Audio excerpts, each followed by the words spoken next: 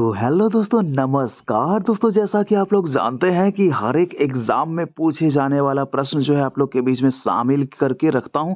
दोस्तों आज भी वैसा ही प्रश्न है कि बिहार संगीत शिक्षक भर्ती के लिए घरानों से जुड़े जो प्रश्न जो पूछे जाते हैं दोस्तों, वही प्रश्न जो आपके सामने जो इम्पोर्टेंट प्रश्न है वो आपके पास आज शामिल है, ठीक है? तो आज हम लोग उन्हीं प्रश्नों का रिवीजन करने वाले हैं, जो कि आपके बीपीएससी, एस्टेट का पेपर 1 हो या 2 हो या फिर टीजीटी, पीजीटी, आपके किसी भी जो एग्ज़ाम जो होता है किसी प्रकार का संगीत का, तो वो हर एग्ज़ाम्स में संगीतज्ञ और घरानों की विशेषता कुछ न कुछ होती है, उसके बारे में प्रश्न पूछा जाता है। तो दोस्तों इसके बीच-बीच में मैंने घरानों की विशेषता की भी प्रश्न जो है वो मैंने शामिल किया है। तो बहुत बढ़िया से हम लोग सेट प्रैक्टिस करने वाले हैं। चलिए रिवीजन करेंगे। तो बहुत क्योंकि यहाँ से दोस्तों आपको ज़्यादा से ज़्यादा जो है आपको यहाँ से 2 से 3 नंबर यहाँ पे बिल्कुल बन जाएँगे, ठीक है? तो 3 नंबर अगर बन रहे हैं यहाँ से गारंटी है, तो फिर इसका रिवीजन करना आपके लिए बहुत महत्वपूर्ण होता है, क्योंकि दोस्तों एक-एक नंबर की वैल्यू होती है एग्ज़ाम्स में, चाहे वो एस्टेट की एग्ज़ाम्स हो या फिर बीपीएससी की एग्ज़ाम्स हो।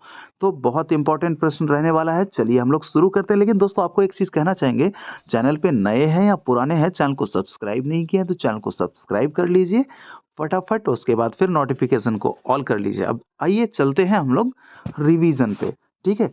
चलिए अगला प्रश्न हमारा जो है पहला, वो क्या कह रहा है कि अब्दुल करीम खां किस घराने के कलाकार थे? तो इसका सही जवाब क्या हो जाएगा दोस्तों? अब्दुल करीम खां किस घराने के कलाकार थे? तो इसका सही जवाब हो जाएगा किराना घराना। वैसे दोस्तों बात बता दें आपको कि अब्दुल करीम खां को किराना घराना का संस्थापक भी माना जाता है, ठीक है?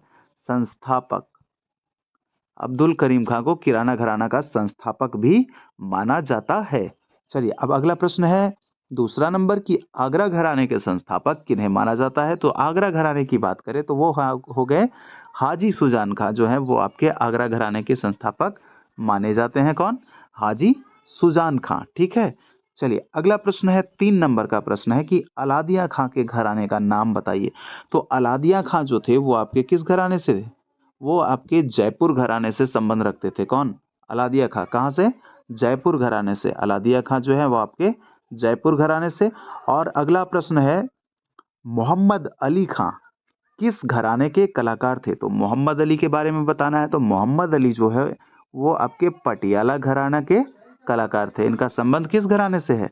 पटियाला घराने से है, ठीक है। मोहम्मद अली खां पटियाला घराने से संबंध रखते थे। अगला चलिए अगला प्रश्न हम लोग देखते हैं। 5वां नंबर का प्रश्न है हमारा, वो कह रहा है कि किराना घराना के काले खां। दोस्तों देखिए यहाँ पे किराना घराना के काले खां, यानी कि प्रश्न में ही आंसर बता रखा है कि किराना घराना से संबंधित है कौन?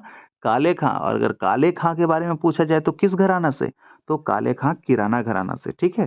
तो वो कौन सा वाद्य बजाते थे? तो वाद्य बताना है कि वो कौन सा वाद्य बजाते थे। तो सही जवाब इसका क्या हो जाएगा दोस्तों? सारंगी। सही जवाब हो जाएगा कि काले खां जो क्या बजाते थे? सारंगी बजाते थे, ठीक है? सारंगी बजाते थे और उनका संबंध जो था वो आपको कौन-सा घराना से? किराना घराना से माना जाता है, ठीक है?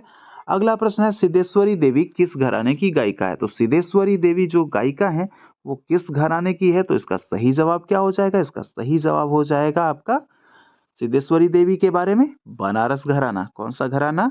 बनारस घराना से संबंधित है, ठीक है? चलिए अब हम लोग आगे बढ़ते हैं। अगला प्रश्न है किशोरी आमोणकर। किशोरी आमोणकर, दोस्तों यहाँ पे अंकर लिखा गया है, लेकिन हमको यहाँ पे क्या करना है? आमोणकर थोड़ी सी यहाँ पे सही कर लेंगे। किशोरी आमोणकर, आप लोग इस तरह से देखिएगा, इस तरह से लिखा हुआ है आमोणकर। किशोरी आमोणकर वो जो है वो आपके किस घराने के गायक हैं? तो इसका सही जवाब क्या हो जाएगा? किशोरी आमोणकर के बारे में अगर पूछा जाए तो वो आपके हो जाएंगे जयपुर घराने के। कौन से घराने? किशोरी आमोणकर जयपुर घराने के गायक हैं, ठीक है। जयपुर घराना याद हो गया, क्लियर। चलिए अगला प्रश्न है कि गंगूबाई हंगल किस घराने से संबंधित है, यानी कि किस घराने की कलाकार है या फिर किस घराने से आती है? तो उसका सही जवाब क्या हो जाएगा? गंगूबाई हंगल किराना घराना से आती है। कहां से? किराना घराना से आती है। अगला प्रश्न है जो हमारा, गुलाम रसूल का संबंध किस घराने से है? देखिए गुलाम रसूल अगर पूछे, उसका संबंध अगर पूछा जाए गुलाम रसूल की, तो वो आपके लखनऊ घराने से संबंधित व्यक्ति हैं। कौन सा घराना है? लखनऊ घराना से संबंधित व्यक्ति हैं कौन? गुलाम रसूल। ठीक है दोस्तों, अगर आपको पीडीएफ चाहिए तो आप इस नाम से टेलीग्राम चैनल ज्वाइन कर सकते हैं। टेलीग्राम पे जाइए और सर्च कीजिए, वहां पे आप जीना नॉलेज, और आप वहाँ पे टेलीग्राम पे आप लोग शामिल हो जाएंगे। अन्यथा आपको डिस्क्रिप्शन में आप जाकर देखिए, डिस्क्रिप्शन में आपके लिए जो है टेलीग्राम का मैं लिंक दे दिया हूँ। आप टेलीग्राम पे लॉगिन पहले कर लें इंस्टॉल करके, उसके बाद जो है आप उस लिंक पे क्लिक करें और डायरेक्ट टेलीग्राम में आप लोग ज्वाइन कर लीजिएगा। ठीक है, तो वहाँ पे आप लोग को पीडीएफ मिल जाएगा।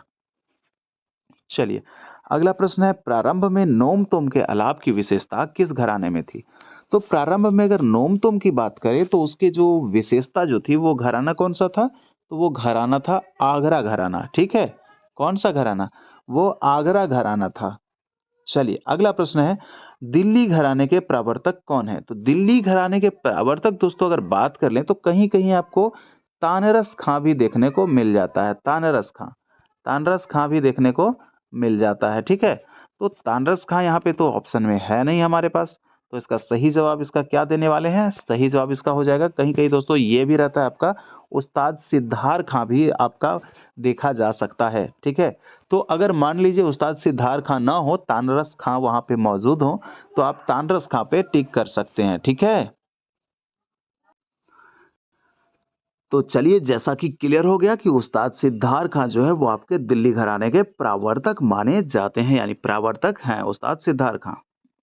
चलिए, अगला प्रश्न हम लोग देख लेते हैं। 11 नंबर का प्रश्न तो हो गया, 12 नंबर के प्रश्न को देखते हैं कि पटियाला और दिल्ली घराना जो है वो किस वाद्य के लिए प्रसिद्ध है? तो पटियाला और दिल्ली घराना की बात कर ले तो वैसे दोस्तों आपके आंसर में सारंगी दे रखा है, लेकिन ये फटाफट आप लोग कमेंट करके बताना कि सारंगी सही है या फिर देखिए, मेरे ख्याल से तो ऐसा लग रहा है कि ये तबला होना चाहिए।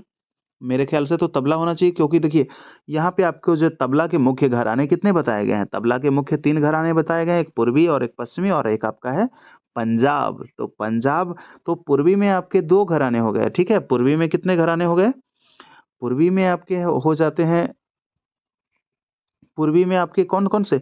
पूर्वी, और एक हो गया पश्चिमी, पूर्वी, पश्चिमी, और आपका एक पंजाब, पंजाब। ठीक है? तो ये आपके पंजाब हो गए। चलिए ठीक है, कोई बात नहीं, राइटिंग में थोड़ा-सा ये हो रहा है तो आप लोग थोड़ा-सा एडजस्ट कीजिए। देखिए, पूर्वी जो है वो उसमें आपके दिल्ली और अजराड़ा यानी कि उसमें 2 हो जाते हैं। ये आपके इसमें जो हो जाते हैं 3 हो जाते हैं पश्चिमी में, और उसके बाद फिर 1 हो जाता है ये आपका पंजाब। तो ये तो तबला के बारे में कहा जा रहा है, तबला के होता है, तो मेरे ख्याल से ऐसा लग रहा है, लेकिन आप लोग मुझे फटाफट कमेंट कीजिए, थोड़ा-सा कन्फ्यूज़न है कि किस वाद्य के लिए वो प्रसिद्ध है। ठीक है? तो दोस्त आप लोग कमेंट करके भी, कमेंट के माध्यम से भी जानकारी दिया कीजिए, ताकि आप लोगों को देखिए बहुत अच्छा लगता है मुझे जब आप कमेंट करते हैं, क्योंकि दोस्तों कुछ ऐसे-ऐसे प्रश्न जो हैं कभी-कभार मतलब कि ध्यान कहीं और होने की वजह से या फिर कभी थोड़ी-सी मिस्टेक, माइनर मिस्टेक जो हो जाती है, तो उसके कारण आप लोग कमेंट्स कर देते हैं, तो बहुत सारे क्या होते हैं बच्चे ना, वो देख लेते हैं उस चीज़ को, तो देख लेते हैं उसके बाद फिर उनका भी क्लियर हो जाता है। चलिए, अगला प्रश्न है कि मल्लिकार्जुन मंसूर किस घराने के कलाकार हैं? तो मल्लिकार्जुन मंसूर के बारे में बताया जा रहा है कि किस घराने के कलाकार माने जाते हैं, तो सही जवाब इसका क्या हो जाएगा? ये जो थे आपके जयपुर घराने के कलाकार माने जाते हैं। मल्लिकार्जुन मंसूर कहाँ के? जयपुर, जहाँ के अलादिया खां थे। ठीक है? चलिए, अगला प्रश्न है कि नेमत खां और फिरोज खां किसके दरबार में रहते थे? तो नेमत खां और फिरोज खां के बारे में बात करें, देखिए नेमत जिसको कि आप लोग जानते ही भी होंगे कि नियामत खां, ये ऐसे इस तरह से लिखा हुआ मिलता होगा। ठीक है? नियामत खां और आपके फिरोज खां। तो देखिए, ये आप जो नियामत खां जो देख रहे हैं, इनका जो उपनाम है वो सदारंग है। ठीक है जी, सदारंग इन्हीं को कहा जाता है, सदारंग और अदारंग। यानी प्रश्न हमसे पूछा क्या जा रहा है कि सदारंग, सदारंग और अदारंग किसके दरबार में रहते थे? यही तो प्रश्न है। समझ में आया क्या? क्योंकि इसके जो है उपनाम के बारे में हम बोल रहे हैं और यहाँ पे रियल नाम है। तो सदारंग जो है उसका नियामत खां, नेमत खां, और आपके अदारंग जो है वो फिरोज खां। ये दोनों पिता और पुत्र थे। ठीक है? पिता और पुत्र थे। तो ये किसके दरबार में रहा करते थे? तो इसका सही जवाब आपको हो जाएगा मोहम्मद शाह रंगीले। मोहम्मद शाह जो था ये इनका रियल नाम था, मोहम्मद शाह जो थे वो बादशाह थे, लेकिन दोस्तों रंगीले जो है इनको, ये इनका उपनाम था, रंगीले। ठीक है? इनको रंगीला बादशाह कहा जाता था, किनको? मोहम्मद शाह को। तो रंगीला इनका ऐसा नहीं कि नाम में जुड़ा हुआ है, ये उनका उपनाम है और वो साथ में जोड़कर ही चलते हैं, ठीक है। तो अगर आपसे सदारंग अदारंग भी पूछे तो वो आपको आश्रयदाता, तो आपको बताना है मोहम्मद शाह रंगीले, और नेमत खां और फिरोज खां तो जानते ही हैं वो उनका जो रियल नाम है। चलिए अगला प्रश्न है कि उस्ताद मियां सौरी के पिता, यानी सौरी मियां जो है उनके पिता के बारे में कहा जा रहा है, तो उसका सही जवाब क्या हो जाएगा आपका? गुलाम रसूल। उनके पिता का नाम जो है आपका क्या हो जाएगा? गुलाम रसूल उनके पिता का नाम है मियां सौरी का, ठीक है, मियां सौरी के। अगला प्रश्न है आमिर खां किस घराने से संबंधित थे? तो दोस्तों आमिर खां की बात हो रही है। आमिर खां जो घराना है उनका वो इंदौर घराना है। आमिर खां इंदौर घराने से संबंधित व्यक्ति थे आमिर खां। अगला प्रश्न है पंडित जसराज के गुरु कौन थे? तो पंडित जसराज के गुरु आपके मानी राम कहा जाता है, माणिक राम, ठीक है। पंडित जसराज के गुरु माणिक राम को कहा जाता है। पंडित जसराज के गुरु किनको कहा जाता है? पंडित माणिक राम, ठीक है। यहाँ पे देखिए मोती राम भी दे दिया था, इसलिए मैंने दोनों को साथ में एडजस्ट कर लिया हूँ, लेकिन मैं जानता हूँ जहां तक कि ये माणिक राम ही है, ठीक है। मोतीराम क्या इन्हीं का उपनाम है या फिर कुछ और है इनसे रिलेटेड? तो आप जानते हैं तो फटाफट कमेंट कीजिए कि क्या मोतीराम जो है वो माणिक राम का ही नाम है? पंडित जसराज के गुरु वैसे आपके माणिक राम ही हैं, ठीक है। चलिए, तो क्लियर हो गया। चलिए अब अगले प्रश्न की तरफ बढ़ते हैं। तानरस खां किस घराने से जुड़े हुए हैं? देखिए तानरस खां की बात आ गई तो फटाफट इसको क्या लगा देना है? दिल्ली लगा देना है, इसमें कोई संशय नहीं होगी, क्योंकि तानरस खां जो है वो दिल्ली घराने से जुड़े व्यक्ति हैं। देखिए इसके संस्थापक जो है कहीं कहीं आपको तानरस खां भी देखने को मिल जाएंगे, इसमें कोई प्रकार की संशय नहीं है। अब चलिए अगला प्रश्न है कि मम्मन खां किस घराने के हैं? तो मम्मन खां की बात हो रही है, तो मम्मन खां किस घराने के कलाकार हैं? तो मम्मन खां जो है वो आपके दिल्ली घराने के कलाकार माने जाते हैं। मम्मन खां दिल्ली। आपके मेहंदी हुसैन खां, अगला प्रश्न है 20 नंबर का प्रश्न कि मेहंदी हुसैन खां किस घराने के कलाकार थे? तो मेहंदी हुसैन की अगर बात करें तो मेहंदी हुसैन भी आपके दिल्ली घराने के कलाकार माने जाते हैं। कौन से? दिल्ली घराने के कलाकार माने जाते हैं मेहंदी हुसैन। और आपके मम्मन खां और तानरस खां ये सब क्या है? और सिद्धार्थ खां, ये सब जो है आपके दिल्ली घराने के हैं। चलिए बहुत इंपॉर्टेंट दोस्तों, यहाँ पे देखिए आपको ये प्रश्न जो है पूछा जाता है, केसरबाई केरकर किस घराने से है? तो केसरबाई केरकर जो है ये आपके किस घराने से हो जाएंगे? ये आपके जयपुर घराने से संबंधित है। केसरबाई केरकर, केसरबाई केरकर किस घराने से हैं? तो ये आपके जयपुर घराने से इनका संबंध हो जाएगा, जयपुर घराने से, ठीक है। चलिए अब आगे देखते हैं। अगला प्रश्न हमारा क्या कह रहा है कि त्रिस्त जाति के बोलों का प्रयोग तबले के किस घराने की पहचान है? देखिए त्रिस्त जाति में, त्रिस्त में क्या होता है? त्रिस्त जाति जो है वो आपके उसमें जो पूछा जा रहा है तबले का प्रयोग, तबले के किस घराने की पहचान है त्रिस्त जाति के बोल? तो सही जवाब इसका हम लोग को जानना है। इसका सही जवाब हो जाएगा अजराड़ा घराने की जो है त्रिस्त जाति के बोल का जो है तबले में पहचान है उसकी। त्रिस्त जाति के बोलों का प्रयोग कहाँ होता है? अजराड़ा घराने में होता है, ठीक है।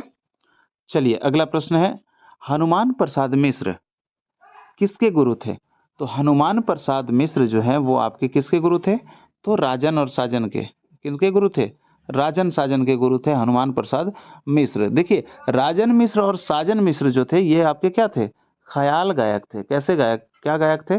ख्याल गायक थे। राजन मिश्र और साजन मिश्र जो थे ये आपके ख्याल गायक थे। लेकिन यहाँ पे कभी कभी क्या होता है कि राजन मिश्र और साजन मिश्र के गुरु जो दे देता है वो आपको कहीं पे आपको मिलेगा बड़े रामदास जी भी मिल जाएगा, बड़े रामदास, बड़े रामदास जी। तो देखिएगा दोस्तों ऑप्शन के हिसाब से आप लोग अपने वहाँ पे जो है आपको चूज कर लेना है, ठीक है, कि कौन सा इसका सही जवाब रहने वाला है। चलिए अगला प्रश्न है सियाराम तिवारी, यानी कि ऑप्शन के हिसाब से कहने का मतलब है ना कि आपके ऑप्शन में जो आए आपके एग्जाम्स में, अगर मान लीजिए हनुमान प्रसाद हो तो हनुमान प्रसाद पे लगाइए, अगर आपके ये बड़े रामदास जी हो तो बड़े रामदास जी पे टिक कीजिए, ठीक है। कहने का मतलब वो है कि ऑप्शन के हिसाब से। चलिए अगला प्रश्न है कि सियाराम तिवारी के गुरु, तो सियाराम तिवारी के गुरु जो थे उसका नाम था, उनका क्या नाम था? बालदेव तिवारी। सियाराम तिवारी और उनका नाम बालदेव तिवारी, ठीक है। तो तिवारी जी को तिवारी जी से मिलाना है। अगला प्रश्न है जगन्नाथ बुवा पुरोहित किस घराने के हैं? तो जगन्नाथ बुवा पुरोहित का घराना बताना है, वो किस घराने से संबंधित थे? तो ये जो हो जाएंगे जगन्नाथ बुवा पुरोहित, ये आपके हो जाएंगे किस घराने से? ये हो जाएंगे आगरा घराने से। कौन सा? जगन्नाथ, अगर पूछे जगन्नाथ बुवा पुरोहित तो ये आपके आगरा घराने से संबंधित व्यक्ति थे। कौन? आगरा घराने से, जगन्नाथ बुआ पुरोहित। चलिए अगला प्रश्न है, फैयाज खां किस घराने से संबंधित है? तो फैयाज खां जैसा कि आप लोग जानते हैं, ये इनका संबंध जो है बहुत पूछा जाता है और इनका याद रखना है कि आगरे घराने से इनका संबंध है।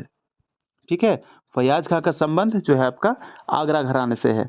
चलिए फटाफट आपसे एक प्रश्न हम पूछ रहे हैं दोस्तों कि फैयाज खां का जो उपनाम था वो क्या था? फैयाज खां का उपनाम बताइए आप लोग मुझे कमेंट में। इनका जन्म की बात करें तो 1886 ईस्वी में उस्ताद फैयाज खां का जन्म हुआ था। ठीक है, चलिए अब अगला प्रश्न है कि उस्ताद अल्लाह रखा खां किस घराने के थे?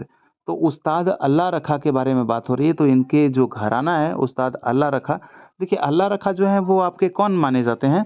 वो जो तबला वादक है ना आपके जाकिर हुसैन जो तबला वादक है, उनके पिता का नाम है अल्लाह रखा। क्या है? अल्लाह रखा खां, उनके पिता का नाम है अल्लाह रखा। ठीक है, तो इसका प्रश्न क्या हो जाएगा? उस्ताद अल्लाह रखा किस घराने के हैं? तो उस्ताद अल्लाह रखा जो है वो आपके घराने की बात करें तो पंजाब हो जाएगा। ठीक है, कौन सा घराना से? उस्ताद अल्लाह रखा खां जो है वो आपके पंजाब घराने से संबंधित है। ठीक है, चलिए अब जो है हमारा 28 नंबर का प्रश्न है कि राम सहाय यानी कि पंडित राम सहाय किस घराने के जन्मदाता थे? तो पंडित राम सहाय जो संस्थापक माने जाते हैं वो किस घराने के?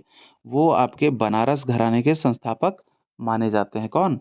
पंडित राम सहाय।